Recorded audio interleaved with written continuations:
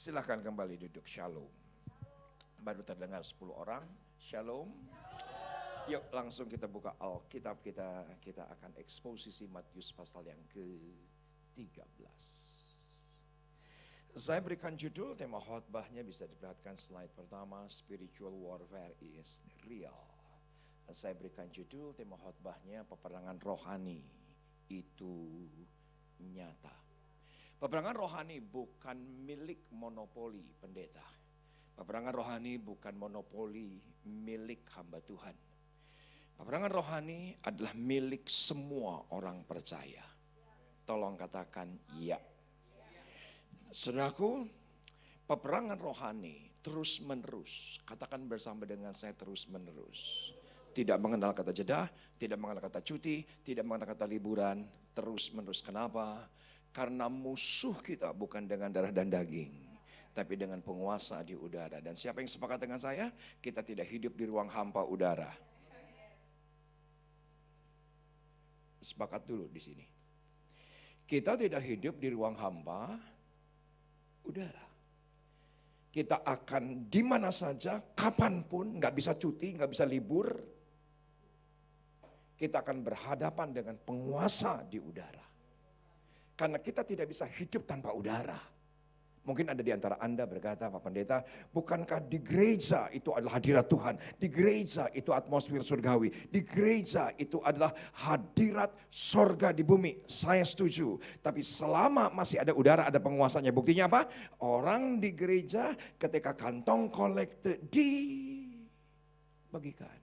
Bukan uang dimasukkan, tapi yang di dalam diambil. Berarti ada penguasa di udara. Setuju dengan saya? Walaupun di gereja ada atmosfer sorga, walaupun di gereja ada atmosfer kerajaan Allah, tapi tetap dimanapun dan kapanpun kita akan berhadapan dengan penguasa di udara. Buktinya banyak orang di gereja seharusnya yang dibuka Alkitab, tapi yang dibuka watch up. Berarti kalah. Bagaimana kita menang dalam kehidupan kalau di gereja saja kita kalah? Tolong katakan ya.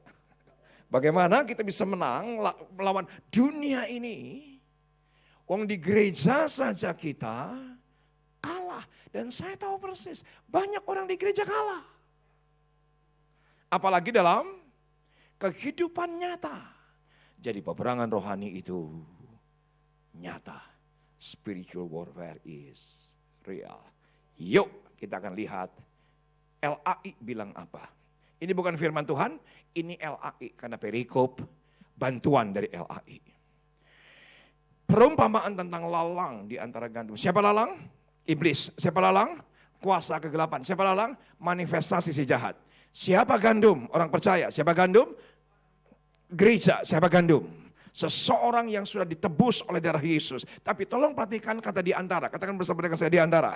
Siapa yang sepakat dengan saya? Di situ ada lalang, di situ ada gandum. Berarti lalang dan gandum tetanggaan. Mungkin satu klaster.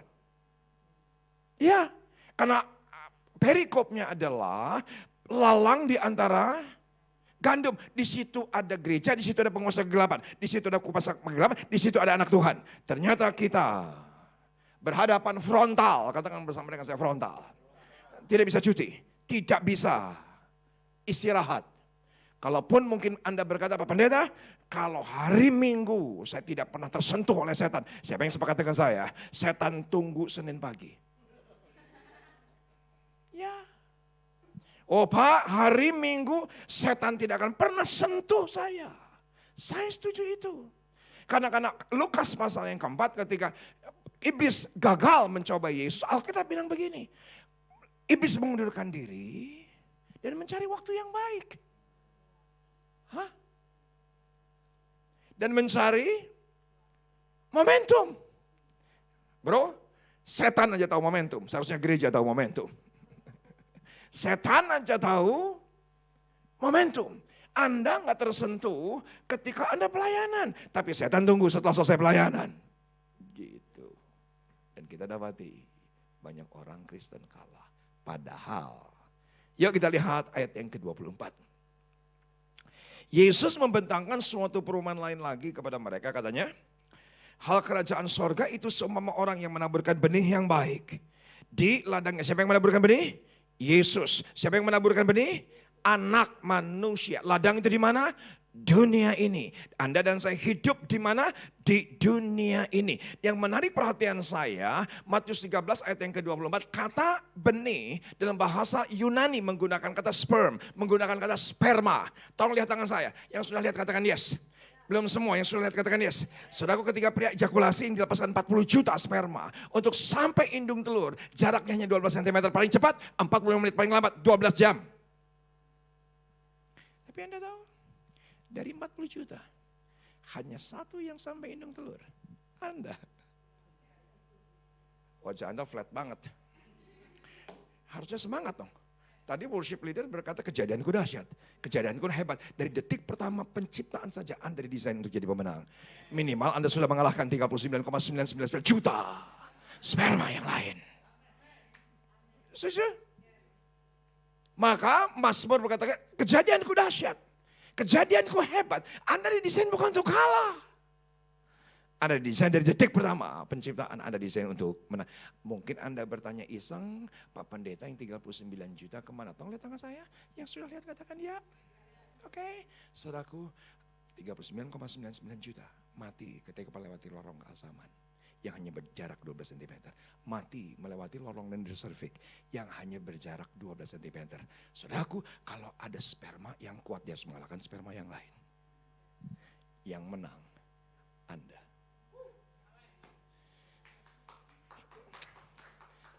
Karena kayaknya saya ngomong kurang meyakinkan. Oke, kita lanjutkan. Tetapi setuju dengan saya, banyak orang dalam gereja realitanya kalah. Ya, kalah dengan perselingkuhan, kalah dengan perzinahan, kalah dengan dosa, kalah dengan kepahitan, kalah dengan kecewa, kalah dengan dosa favorit. Anda tahu dosa favorit? Dosa yang terus berus karena sudah favorit, gitu kan. Pada banyak orang punya dosa favorit. Kenapa kalah? Perkawinannya kalah, keuangannya kalah, pekerjaannya kalah, pelayanannya kalah. Padahal Tuhan desain kita adalah pemenang. Nah, kita akan eksposisi. Dan saya berharap Anda bisa dengan rendah hati baca ayat yang ke-25. Ini masalahnya, Pak. Tetapi pada waktu semua orang tidur, katakan bersama dengan saya tidur. Datanglah musuh yang menaburkan benih lalang di antara gandum itu lalu pergi. Saya tidak akan alegoriskan, saya tidak akan tafsir bebas. Saya akan eksposisi kata tidur. Saudaraku, tidur adalah tidur. Kenapa? Karena banyak orang di gereja tidur. Gitu. Ya gak sih?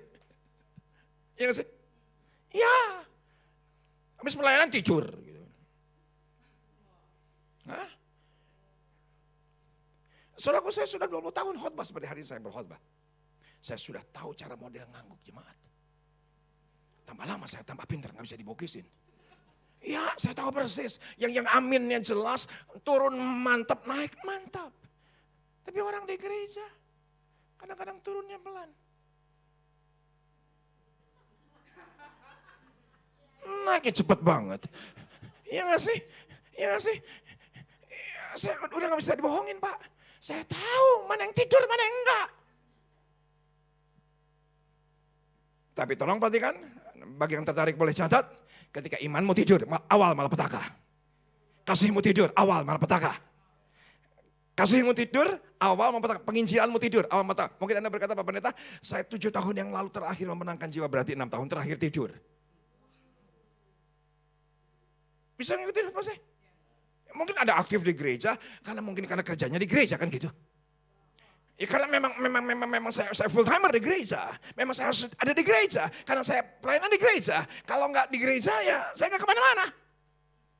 Dan mungkin Anda berkata, Pak Pendeta, terakhir saya pelayanan di gereja 7 tahun yang lalu. Bahkan ketika saya muda saya adalah ketua youth. Pertanyaannya setelah itu berarti Anda tidur. Dan saya tahu persis banyak orang tidur. Banyak orang tidur. Dan ketika tidur, awal malapetaka. Dan perhatikan ayat yang ke-26. Tidak banyak orang perhatikan ayat yang ke-26. Yuk sama-sama kita baca ayat 26. 2, 3, ya. Ketika gandum itu tumbuh dan mulai berbulir, nampak jugalah lalang itu. Nah sekarang tolong lihat tangan saya yang sudah dikatakan yes, tolong kamera zoom, yang kamera yang sudah zoom, tolong katakan aham. Oke, perhatikan. Ketika gandum itu tumbuh, ternyata lalang juga ikut tumbuh. Ini nggak banyak orang ngerti. Mereka pikir setelah pelayanan persoalan selesai. Tapi ternyata kok setelah pelayanan tantangan semakin banyak. Normal bos. Pelan-pelan. Perhatikan. Imanmu tumbuh, pengharapanmu tumbuh, kasihmu tumbuh. Ternyata persoalan gak selesai. Ternyata tantangan juga ikut tumbuh. Setuju? Maka sering kali kita dengar, Pak Pendeta saya sudah jadi ketua komsel. Kirain persoalan selesai, kok malah tantangan banyak. Normal. Pak, saya sudah menjadi volunteer di gereja. Saya sudah jadi pendoa syafaat. Saya pikir persoalan perkawinan selesai. Tapi kok malah peperangan rohani semakin frontal. Ternyata itu normal. Tolong katakan ya. Nah ini yang jadi masalah Pak. Ini yang jadi betul. Ketika, perhatikan. Imanmu tumbuh, ternyata gandum itu tumbuh, lalang juga tumbuh. Nah ini jadi perhatikan, tolong lihat saya. Yang jadi masalah ketika Anda tidur karena kesombongan, karena dosa, karena lelah. Siapa yang sepakat dengan saya? Kita yang ditimpa lalang. Bukankah itu yang terjadi di gereja? Pak, jangan berhenti bertumbuh. Pastikan Anda hari ini lebih baik dibandingkan kemarin. Dan pastikan besok Anda lebih baik dibandingkan hari ini. That's it, itu saja. Kenapa? Karena lalangnya tumbuh. Musuhnya tumbuh. 2 tahun yang lalu saya berbicara di kebaktian Kamis seperti ini. Waktu itu masih di bawah. Saudaraku, saya berbicara Daud ketika usia 17 tahun. Dia berjumpa dengan 1 Goliat. Ternyata ketika dia akan meninggal, dia ketemu dengan 4 Goliat. Ternyata saudaraku, setuju dengan saya, raksasa saja regenerasi.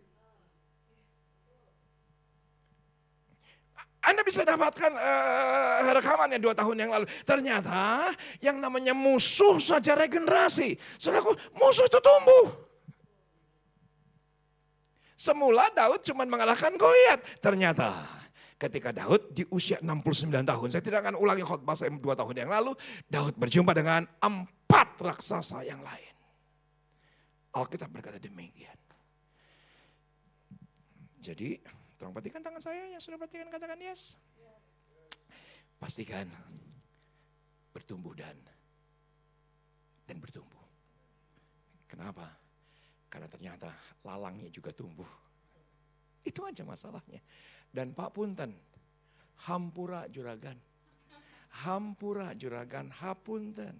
Yang namanya iblis. Gak bisa ditengking. Lihat ayatnya yuk sama-sama. Kita kan karismatik banget nih. Semua kita tengking, kita patahkan, kita tolak, kita usir. Kabeh weh. Dicobaan hiji-hiji. Dan perhatikan dengan cermat ayat 27. Maka datanglah hamba-hamba Tuhan ladang itu kepadanya dan berkata, Tuhan bukankah benih baik yang Tuhan taburkan di ladang Tuhan, dari manakah lalang itu? Yuk sama-sama kita baca ayat 28. 2, 3 ya. Jawab Tuhan itu seorang musuh yang melakukannya. Lalu berkatalah hamba-hamba itu kepadanya, jadi maukah Tuhan supaya kami pergi mencabut lalang itu, patahkan setan itu, usir kuasa kegelapan. Dan Yesus sendiri berkata ayat 29, jangan. Setuju? Ini bukan saya yang bilang, ini Yesus yang ngomong. Nanti disangkanya saya kurang profetik. Padahal kita patahkan, kita tolak, kita usir, kita naundai. Segala rupa kabeh. Saudara sorry. Jangan, kenapa jangan? Sebab mungkin gandum itu ikut tercabut pada waktu kamu mencabut lalang itu. Perhatikan. Ternyata akar lalang dan akar gandum saling mengait. Dan ternyata bentuk lalang dan bentuk gandum sulit untuk dibedakan. Dan siapa yang sepakat dengan saya? Kita tidak bisa usir setan karena kita tidak bisa hidup tanpa udara. Setuju? Kita nggak bisa hidup tanpa udara. Jadi Tuhan bilang manusia dengan udara saling mengait. Gitu ceritanya. Kalau udaranya kecabut, siapa yang sudah ngetes bahwa kita metong? Semua kita metong. Pasti mati. Rame-rame kita mati kalau udaranya cabut. Dan Tuhan sapi Anda tolong perhatikan apa yang saya katakan. Dan tolong ini khotbah jangan dimutilasi. Perhatikan. Yakobus berkata, tunduklah kepada Allah. Lawanlah iblis. Yang dilawan itu adalah pengaruhnya. Pengaruh untuk berzina. Pengaruh untuk pornografi. Pengaruh untuk dosa favorit. Pengaruh untuk kecewa. Pengaruh untuk apa? Kita tidak lagi fokus. Pengaruhnya kita lawan. Iblisnya gak bisa ditengking. Ini kayaknya merubah paradigma nih. Wajah-wajah Anda wajah-wajah shock soalnya. Dengan pengajaran ini. Ternyata gak bisa dicabut. Kita harus lawan. Katakan ya. Karena Yakobus bilang begitu. Tunduklah kepada Allah dan lawanlah iblis. Yang dilawan itu apa? Pengaruhnya. Siapa yang sudah dengan saya? Nama kamu siapa? Indah. Sini Indah. Sini. Saudaraku, perhatian. Saya lawan Indah. Setuju nggak dengan saya? Indahnya nggak bisa diusir. Indahnya ada. Namanya juga lawan. Barcelona lawan Persib ya 11-11. Iya nggak sih? Bukan berarti Barcelona tengking Persib. Nggak ada yang 11 ya? Nggak bisa. Kamu pasti tetap ada di tengah-tengah saya karena lalang. Ada di antara gandum. Jadi kita tetanggaan. Tapi pengaruhnya baru kita lawan. Tapi dia diusir nggak bisa. Oke? Ngerti? Thank you, Indah. Yuk sama-sama kita baca ayat 30. Biarkanlah, belum semua. Biarkanlah keduanya tumbuh bersama sampai waktu menuai. Pada waktu itu aku akan berkata kepada para penuai, kumpulkanlah dahulu lalang itu dan ikatlah berberkas-berkas untuk dibakar. Kemudian kumpulkanlah gandum itu ke dalam lumbungku. Siapa yang sudah dengan saya? Ternyata gandum dan lalang tetanggaan. Tumbuh bersama. Main bareng. Ini bahasa saya. Tapi Anda harus tolak pengaruhnya. Kapan waktu menuai? Akhir zaman. Siapa yang menuai? Bukan pendeta, malaikat. Alkitab yang bilang begitu. Bagian Anda dan saya terus menerus. Perang. Setuju? Saudaraku, ada satu kata yang Anda harus lawan ketika Anda melakukan tindakan terus menerus. Yaitu adalah bosan. Slide yang kedua bisa diperlihatkan. Menurut kamus bahasa Indonesia, apa arti bosan? Tidak lagi suka terhadap yang terus menerus. Bisa ngikutin khotbah saya bukan yang ini? Kamus besar bahasa Indonesia, apa arti bosan? Sudah tidak lagi suka dengan yang terlalu sering. Sudah tidak lagi suka dengan yang banyak.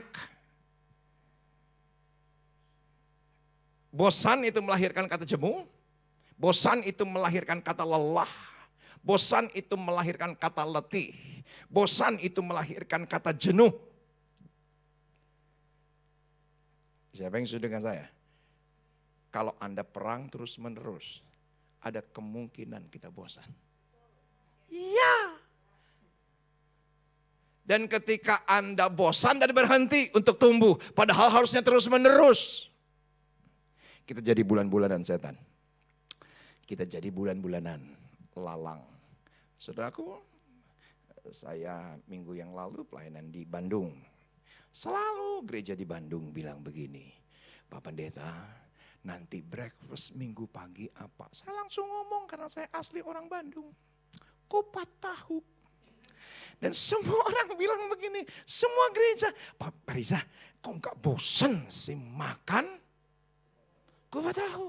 Jawaban saya sederhana. Karena saya khotbah di gereja Anda setahun sekali. Setuju nggak dengan saya? Kalau setahun sekali nggak bakal bosan. Coba kalau setiap hari pasti bosan. Kan gitu. Karena banyak, karena sering, karena terus menerus. Kalau terus menerus ada kemungkinan bosan. Tadi Pak berkata kepada saya, Pak Riza suka ke Balikpapan setahun sekali. Kalau ke Balikpapan makan apa? Ikan patin. Saya langsung berkata, dari 10 kali saya ke Balikpapan, 9 makan ikan patin. Mungkin Anda berkata, ini orang apa enggak bosan makan ikan patin? Enggak, karena saya ke Balikpapan setahun sekali. Coba setiap hari makan patin. Bisa nangkap khotbah saya? Dan kenapa banyak orang kalah? Karena kalah melawan kata bosan. Kenapa perangan rohani terus menerus? Dia pikir gini, cuti dulu santai dulu Ketika Anda santai, Anda lelah, Anda yang ditimpa lalang. Dan itu mengerikan. Perhatikan slide ini. Saudaraku, bosan punya daya yang besar untuk menghancurkan. Bosan punya daya yang besar untuk melumpuhkan. Tolong katakan ya, kasih semula jadi lumpuh. Semangat jadi hancur. Perkawinan yang bertahun-tahun dibangun jadi hancur hanya dalam satu hari. Pelayanan dibangun bertahun hancur dalam satu hari. Siapa yang sudah dengan saya? Seringkali kita ditemukan di gereja. Rajinnya luar biasa. Setiap acara ada. Tiba-tiba hilang. Betul ya Pak ya? Tiba-tiba hilang aja. Padahal doa ini ada, acara ini ada, ibadah ini ada. Padahal terus menerus selalu ada. Tapi tiba-tiba menjadi hilang. Pasti karena bosan. Pak, Bu, walaupun kurang meyakinkan gini-gini gembala sidang. Tolong katakan amin. Ya supaya saya semangat lah begitu kan. Walaupun kurang meyakinkan. Saya sebagai gembala sidang, ada kalanya jemaat bilang begitu. Pak Pendeta, saya mau ngambil keputusan bercerai. Kenapa? Karena tidak satu visi. Udah kayak organisasi belum? Udah kayak ormas. Karena sudah tidak punya lagi visi yang sama, misi yang sama. Rasa udah hilang Pak Pendeta. Udah gak ada lagi greget. Saudaraku, yang harus diindikasi adalah titik awalnya.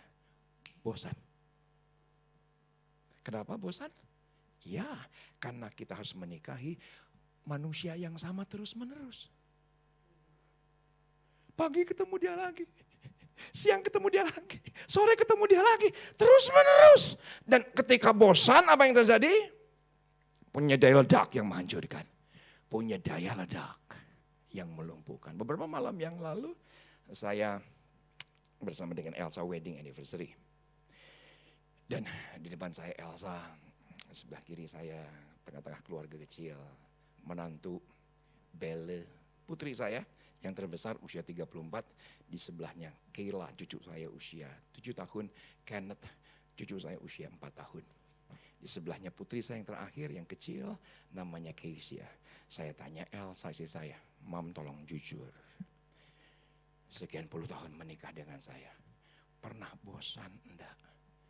Elsa dengan tersipu menjawab, ada kalanya bosan. Tapi Elsa berkata kita bersyukur punya Roh Kudus yang tidak pernah bosan memberkati kita, yang tidak pernah bosan mengasihi kita, yang tidak pernah bosan melayani kita. Anda punya Tuhan yang tidak pernah bosan. Tolong katakan ya. Perhatikan posisi saya berdiri. Yang sudah perhatikan katakan yes. Ketika Anda bosan melakukan sesuatu yang terus menerus, misalnya berdoa dan Anda terus berdoa, namanya setia. Pelan-pelan. Setuju enggak?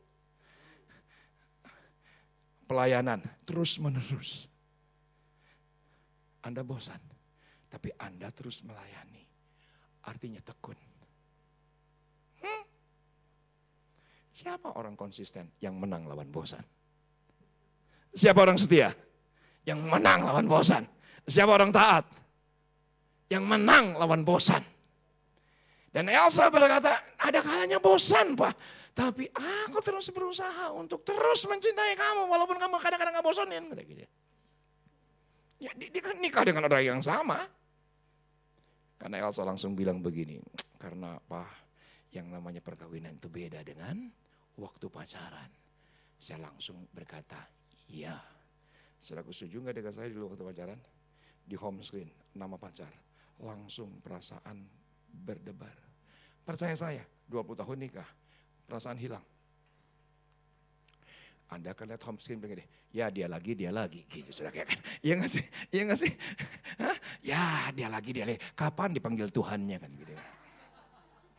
Tukar tambah nggak bisa. Ya, Anda harus bertaut dengan Roh Kudus yang tidak pernah bosan mengasihi kita, katakan ya.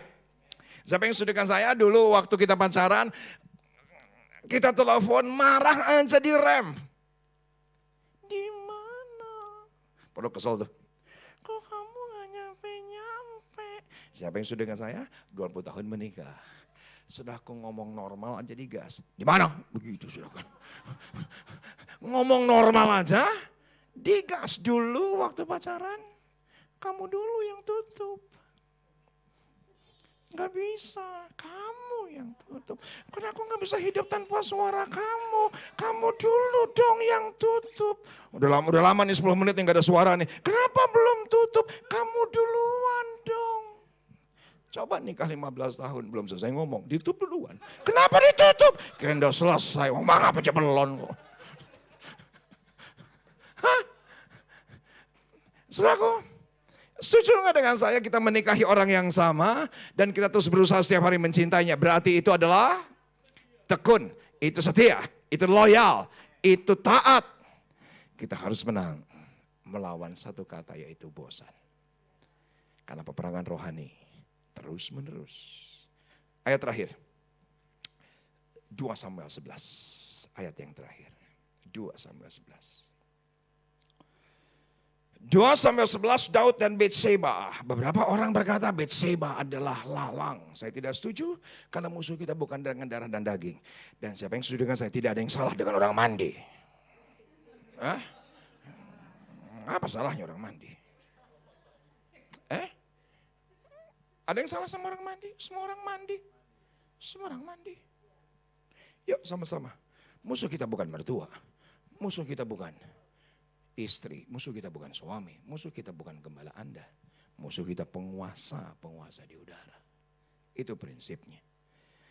Yuk, lihat dengan cermat. Daud gagal. 2 Samuel 11 ayat yang ke-1. Bisa diperlihatkan. Pada pergantian tahun, pada waktu raja-raja biasanya, katakan bersama dengan saya biasanya. Belum semua, katakan bersama dengan saya biasanya. Siapa yang sudah dengan saya kata biasanya menunjukkan tindakan terus menerus. Iya, biasanya pelayanan, biasanya ibadah, biasanya ke gereja. Berarti itu adalah tindakan terus menerus. Tapi apa yang terjadi? Ada kemungkinan Daud bosan. Kenapa? Maka Daud menyuruh Yoab maju beserta orang-orangnya dan seluruh orang Israel. Apa yang terjadi? Mereka memusnahkan Bani Amon dan mengepung kota Rabah, sedang Daud sendiri tinggal di Yerusalem. Siapa yang sepakat dengan saya? Indikasinya sangat kuat. Daud bosan.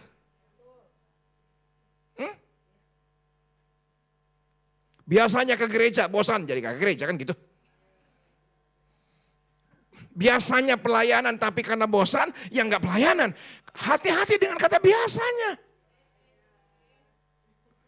Karena punya daya ledak yang menghancurkan. Punya daya ledak yang melumpuhkan. Perhatikan Daud sendiri. Ayat yang kedua, satu petang Daud bangun dan naik kata sotoh. Dan perhatikan dia lihat perempuan mandi. Perempuan itu sangat elok. Saya minta maaf. Tolong perhatikan apa yang saya katakan. Saya tahu persis. Ketika Daud berdiri di atas sotoh. Sepakat nggak dengan saya? Betseba rumahnya. Pasti satu RT.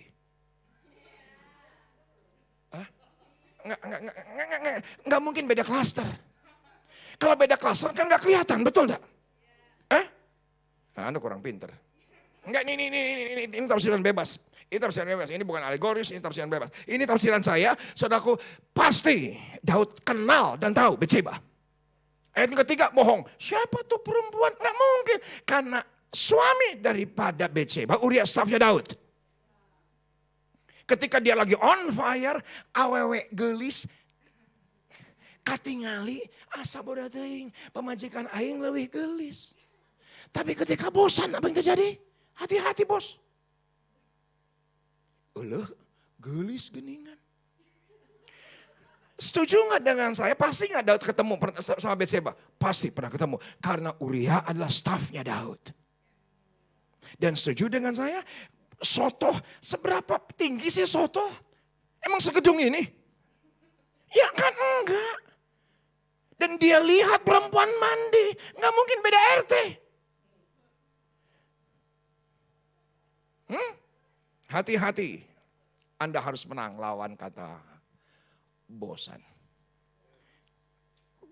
Anda harus lawan, Pak. Kenapa saya minta Anda mencatat? Sederhana. Karena enggak ada yang khotbah soal bosan. Ada yang khotbah soal bosan? Khotbah soal taat, tekun, loyal, konsisten, banyak. Padahal yang harus dikalahkan adalah bosannya harus dikalahin. Baru bisa konsisten, baru bisa taat. Perhatikan slide ini. Perhatikan slide ini. Hidup tidaklah membosankan. Pelayanan tidaklah membosankan. Bekerja adalah tidak membosankan. Setuju? Karena bosan bukan pribadi, bosan bukan keadaan, bosan bukan situasi. Bosan adalah pilihan. Betul ya bro? Nanti turun nih di bawah. Yang satu bilang gini, oh barusan gue dilawat. Yang satu bilangnya gue dilewat. Khotbahnya sama, ayatnya sama, enggak ada yang salah. Anda yang memilih untuk bosan. Yang sebagian on fire, yang sebagian semangat, yang sebagian respon, yang sebagian tidur. Itu pilihan. Anda jangan bilang gini, oh enggak pendetanya membosankan. Enggak. Anda memilih untuk bosan. Cana naon, terbalik khotbahnya. Ngomong ge acan. Ngomong juga belum udah dihakimi. Gimana dong? Pasti nggak berbobot khotbah. Biasa aja. Setuju dengan saya? Daud kalah bukan karena keadaan. Daud kalah bukan karena situasi. Daud kalah bukan karena pribadi. Daud kalah karena dia memilih cuti dulu. Biar Yoab yang perang. Istirahat dulu. Karena Daud ada kemungkinan dia terus menerus perang. Oh iya, karena waktu dia usia muda dia harus proteksi kambing domba ayahnya. Dari singa dan beruang. Usia 17 tahun perang lagi. Lawan siapa? Goliat. Setelah itu persoalan selesai? Tidak. Dia keluar masuk gua untuk menghindari rancangan jahat daripada Saul. Setelah jadi raja, perang lagi. Setiap tahun lagi. Terus menerus. Itu bukan situasi. Itu bukan keadaan. Tetapi itu karena bosan. Dan hidup tidaklah membosankan. Setuju? Beberapa minggu yang lalu saya pelayanan di Bandung. Tepatnya bulan April. Saya bilang sama driver. Biasanya dari gate BSD sampai dengan pastor 4 jam. Tolong lihat pagi ini, Google Maps bilang apa? 6 jam Pak. Saya langsung bilang begini sama Elsa, kita jangan lewat tol. Ada kemungkinan dia mau mudik, jadi semua orang lewat tol. Jadi kita lewat jalan lama seperti kita pacaran 40 tahun yang lalu. Lewat mana? Lewat puncak. Sekalian kita nostalgia, kan dulu belum ada tol. Nanti kita makan panekuk, makan butterball, makan poverches. Elsa langsung berkata, iya ya, kita udah lama gak lewat puncak. Dan saudaraku kami menikmati puncak. Ketika kami makan siang, saudaraku kabut tebal turun. Tapi Anda tahu apa yang terjadi? Tidak 4 jam, tidak 6 jam, 12 jam. Masuk hotel, saya gandeng Elsa. Bagaimana mah tadi perjalanan menyenangkan atau menjengkelkan? Gimana mah tadi perjalanan membosankan atau menyenangkan? Elsa bilang menyenangkan. Anda aja udah ngebayang 12 jam kayak apa. Buat Elsa menyenangkan. Setuju dengan saya? Bukan situasi. Bukan keadaan. Dia memilih untuk senang. Elsa berkata, kamu kan lihat 12 jam. Saya nggak marah, saya nggak ngeluh. Saya nggak nyalahin kamu lewat puncak pas.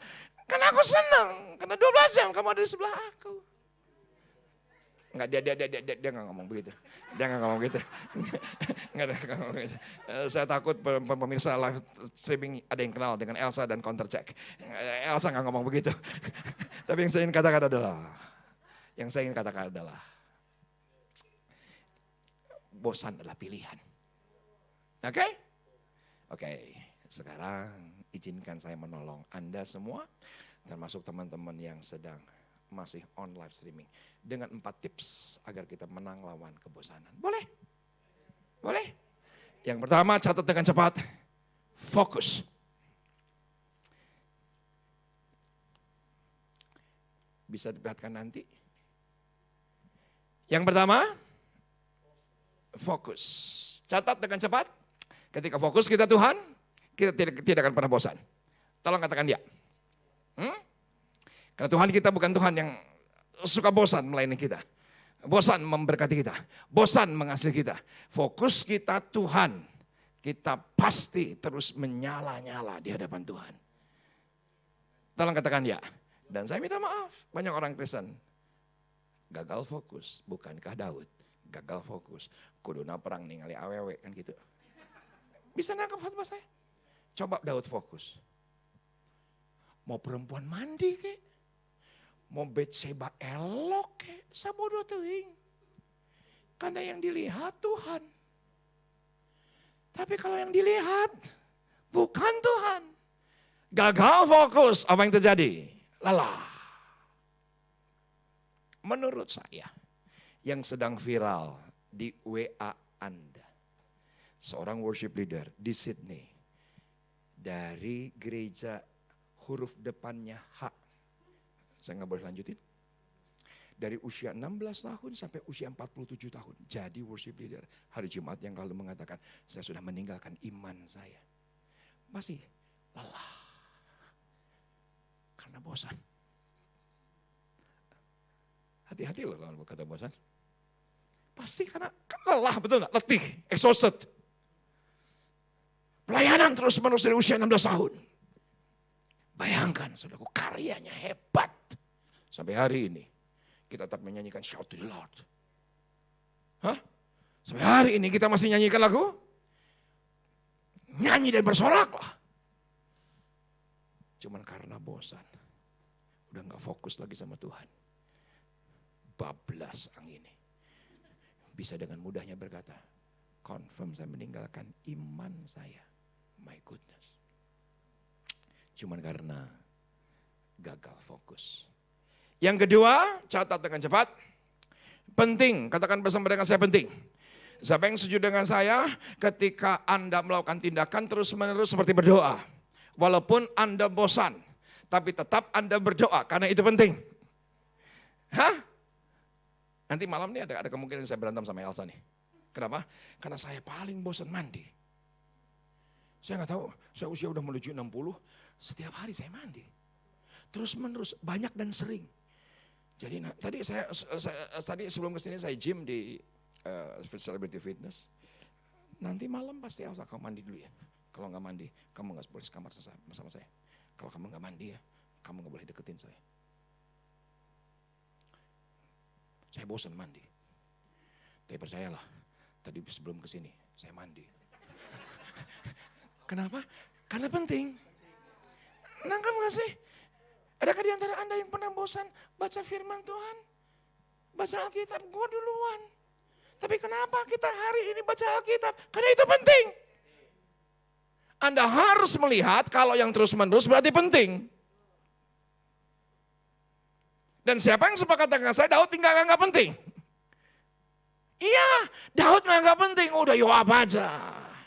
Gue tidur, sore bangun, santai. Padahal peperangan rohani terus menerus. Nah sekarang jadi pertanyaan.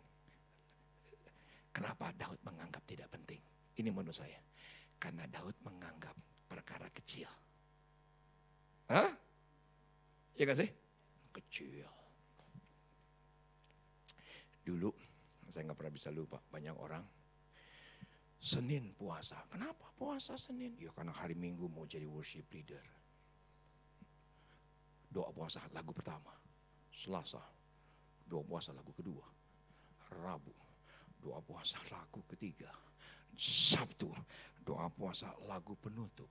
Setelah profesional, gampang, dua lagu pelan, dua lagu kencang. Begitu sudah. Setuju dengan saya? Dulu anggap besar, tapi karena rutin terus-menerus banyak jadi kecil. Bisa nangkap khotbahnya? Biasa aja pelayanan, gitu-gitu aja. Karena nganggap kecil. Siapa yang setuju dengan saya? Kita harus setia dalam perkara kecil. Maka baru Tuhan akan berikan perkara yang besar. Sebentar. Sekiranya ada. Sebentar. Sekiranya ada. Ternyata harusnya ada. Ternyata tidak ada. Oke, tolong lihat tangan saya. Yang sudah lihat katakan yes. Belum semua? Ada benda sekecil ini. Namanya adalah anak kunci. Setuju? Anak kunci sebesar ini. Dan anak kunci yang sebesar ini bisa buka pintu yang besar. Hah? Karena sepakat dengan saya, anak kunci nggak mungkin sebesar pintunya. Hah? Bukanya gimana? Kalau anak kuncinya sebesar pintu. Setuju dengan saya? Anak kunci tidak mungkin sebesar pintunya. Setia sama yang kecil. Nanti Tuhan bukakan yang besar. Daud tidak menganggap penting karena menganggap kecil. Padahal kita harus setia dalam perkara yang kecil. Catat yang ketiga. Yang pertama, fokus. Yang kedua, penting. Yang ketiga, catat dengan cepat. Berbagi, sharing. Ada begitu banyak orang bangun pagi Senin, berkata, Senin lagi. Hah? Betul gak sih? Kantor lagi. Ada yang pelayanan terus bertahun-tahun, minggu lagi. Pelayanan lagi. Kenapa? Karena bosan. Tapi setuju dengan saya, ketika kita bekerja untuk berbagi, pasti semangat lagi. Saya bekerja untuk jiwa-jiwa. Saya bekerja untuk keluarga saya. Saya bekerja untuk anak saya sedang kuliah. Saya bekerja untuk orang tua saya yang sedang sakit di kampung. Setuju dengan saya Daud gagal berbagi? Iya, dia sebenarnya berbagi sama tentara yang lain dong. Iya, sorangan kan gitu. Ningali awewe. Saudaraku, on the way ke tempat ini saya baca detik.com. Saya baca berita online huruf depan D. Dan apa yang terjadi? Ternyata saya perhatikan Romelu Lukaku semula adalah striker daripada Everton, diambil oleh Jose Mourinho ke Manchester United. Anda tahu gajinya 4,8 miliar per minggu.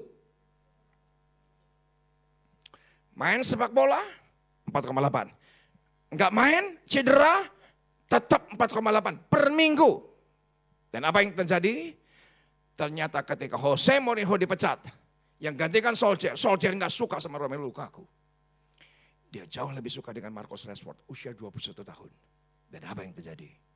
Setiap minggunya, Romelu Lukaku hanya duduk manis di bangku cadangan. Anda tahu? Dia enggak bahagia. Dia panggil agennya, tolong carikan klub yang lebih murah kontraknya pun, gajinya pun lebih rendah, tidak apa-apa. Yang penting saya bisa berbagi dengan teman saya yang 10. Nangkap khotbahnya? Saudaraku, kalau meninggal terus ada reinkarnasi. Yesus tanya Riza, kamu kalau hidup lagi mau jadi apa? Saya langsung bilang pemain sepak bola. Ya gak sih? Gajinya 4,8 miliar seminggu. Siapa yang setuju dengan saya? Gaji kita dikumpulin semua sama semua ruangan ini, gak nyampe betul gak? 4,8 miliar gak kena debu, gak kena injak. 4,8 miliar, kerja apa coba? Dan dia akhirnya pindah ke Everton. Pindah ke Everton pun dengan harga udah diskon. Anda tahu harganya 1 triliun.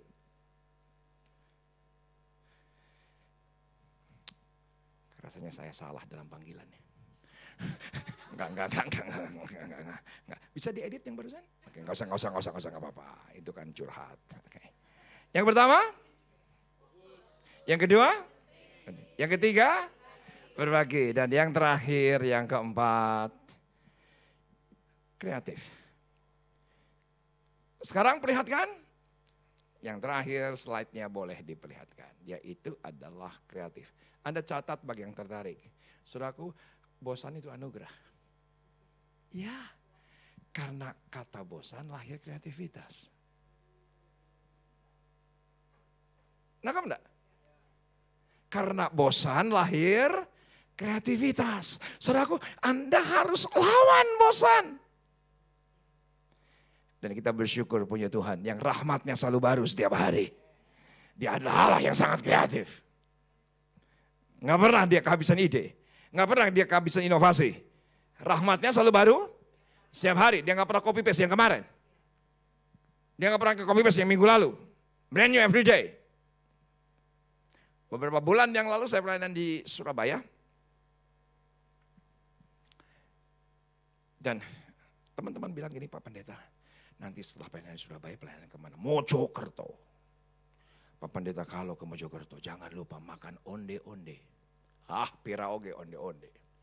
Onde-onde sarua di mana ge onde-onde. Betul enggak? Apa sih bedanya onde-onde? Enggak ada bedanya. Dan apa yang terjadi? Sampai di Mojokerto. Teman-teman bilang gini, Pak Pendeta nanti hari Senin pulang ke Jakarta oleh-oleh untuk keluarga apa? Karena udah didoktrin. Aku langsung ngomong onde-onde gitu kan. Ternyata onde-onde Mojokerto istimewa. Anda tahu? Bentuknya sekecil ini. Saya pikir istimewa tuh karena besar gitu kan. Ternyata sangat kecil ini. Anda tahu? Yang membuat onde-onde Mojokerto istimewa. Wijennya ganjil. Ya, nggak percaya? Hitung sendiri. Hiji 2 3 4 5 leungit deh. Hiji 2 3 4 5 leungit deh. Sok hitung sorangan. Siapa yang mau ngitung ganjil genap? Apa yang terjadi? Saudaraku, boxnya kecil Pak. Cuma segini. Maaf saya harus sebutkan merek. Maaf saya harus sebutkan merek karena saya respect dengan merek ini. Saudaraku, segini. Tulisannya di tengah. Boklim. Yang bikin saya kagum adalah pojok kanan bawah. Tulisannya sejak 1929. Siapa yang sudah dengan saya? Boklim, 90 tahun. Nggak bosan bikin onde-onde. Ngerti nggak sih hatuannya? Bisa ngerti? Saya terpaksa sebutkan nama mereknya. 90 tahun setiap hari onde-onde. Dan ketika saya buka Pak, yang paling sebelah kiri rasa kacang hijau.